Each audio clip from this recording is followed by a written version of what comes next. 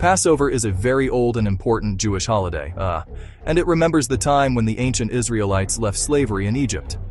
The story is simple to tell, but its message is deep and has been carried through thousands of years. Long ago, the Hebrew people were slaves in a foreign land.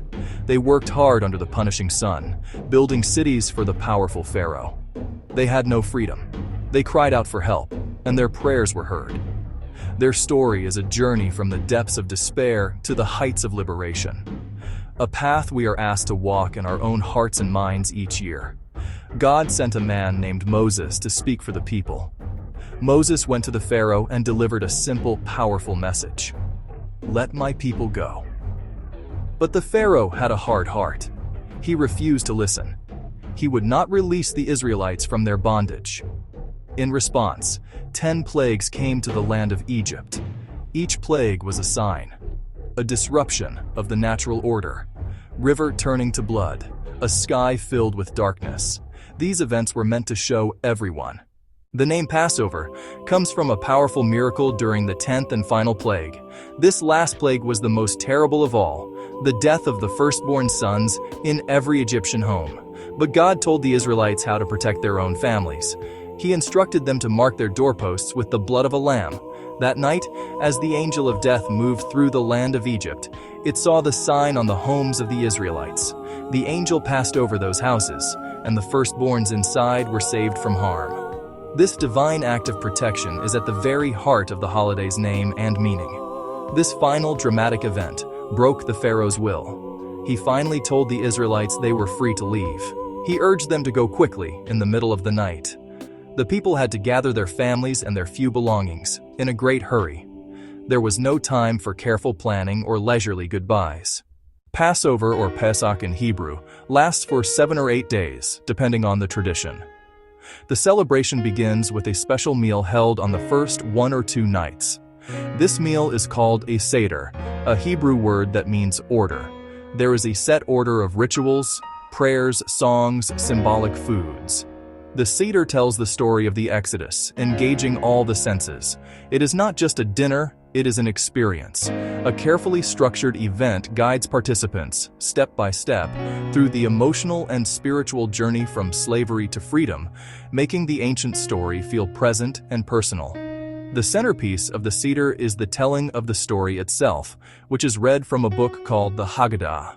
The Haggadah, which means the telling, is a script for the evening.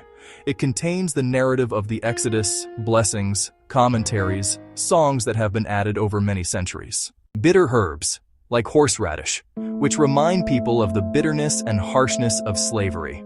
A green vegetable, often parsley, dipped in salt water to represent the tears the Israelites shed during their years of hard labor. A roasted lamb shank bone recalls the special Passover lamb that was sacrificed just before the departure from Egypt.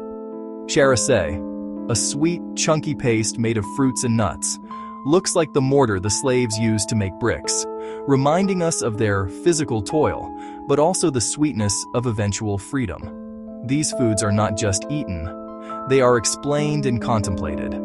There are other key elements to the Seder that give it its unique character and rhythm. Over the course of the meal, participants drink 4 cups of wine or grape juice. Each cup represents a different promise of redemption God made to the Israelites. One of the most beloved parts of the Seder involves the 4 questions, which are traditionally recited by the youngest person at the table. The most famous of these questions is, "Why is this night different from all other nights?" These questions open the door for the elders to explain the holiday's meaning, passing the story down from one generation to the next in a living, breathing tradition. The Seder is more than just a meal. It is a carefully choreographed performance that turns the dinner table into a stage for retelling history. The word Seder itself means order, and this is reflected in the 15 distinct steps detailed in the Haggadah. Each step, from the initial blessing over wine to the final songs of praise, has a purpose. The evening begins with sanctification, moves through the dipping of vegetables and the breaking of the matzah, and builds toward the main storytelling portion. This structure ensures that everyone at the table, first-timers and veterans alike, can follow the same path of memory and reflection together, creating a shared communal experience. At the heart of the Seder is the act of making the past present. The Haggadah commands each person to see themselves as if they personally came out of Egypt. This is not just a suggestion, it is a central obligation of the holiday. The rituals are designed to make this happen. Before Passover can even begin, a significant ritual takes place in Jewish homes around the world: the removal of all leavened products. This category of food, known as chametz in Hebrew, includes anything made from one of 5 major grains: wheat, barley, rye, oats, spelt that has been allowed to rise. This means bread, pasta, cookies, crackers, beer must be completely removed from the home. The process involves a thorough spring cleaning, searching every corner, cupboard, pocket to make sure no trace of leavening remains. This act of cleaning is more than just tidying up. It is a physical and spiritual preparation for the holiday. The reason for avoiding chametz is directly tied to the story of the Exodus. When the Israelites were told they could finally leave Egypt, they had to depart in an extreme hurry. There was no time to wait for their bread dough to rise. Instead, they baked it on their backs as they fled into the desert. The hot sun turned it into flat, unleavened bread. This bread is called matzah. By removing all leavened products from our homes for the 8 days of Passover, we are symbolically reenacting that hurried departure. We are clearing away the old to make way for the new, just as our ancestors left their old lives behind for the promise of freedom. Matzah, the simple, cracker-like bread that is eaten throughout Passover, is a powerful symbol with a dual meaning. On one hand, it is known as the bread of affliction. Why do these ancient rituals matter so much today in our fast-paced modern world? The answer lies in the power of ritual to connect us to something larger than ourselves. Rituals help us remember.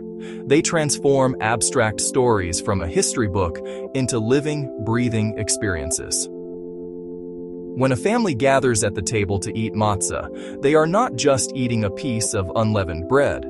They are using their sense of taste to create a physical link to the Israelites who fled Egypt thousands of years ago.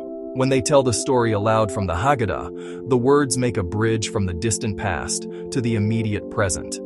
That reminder shows everyone at the table they are part of a long and unbroken chain of tradition. Passover is not only about remembering the past, it is also about reflecting on ideas that are deeply relevant right now. The story of the Exodus is, at its core, a powerful message about freedom. It is a universal tale of a people moving from oppression to liberation. Many people see this story as a timeless call to action against all forms of slavery, tyranny, cruelty. It commands us to care about those who suffer in our own time, to open our eyes to injustice, and to work for a more compassionate world. The Seder becomes a yearly opportunity to discuss what freedom means today and who in our world is still waiting for their own exodus. That is the enduring heart of the holiday.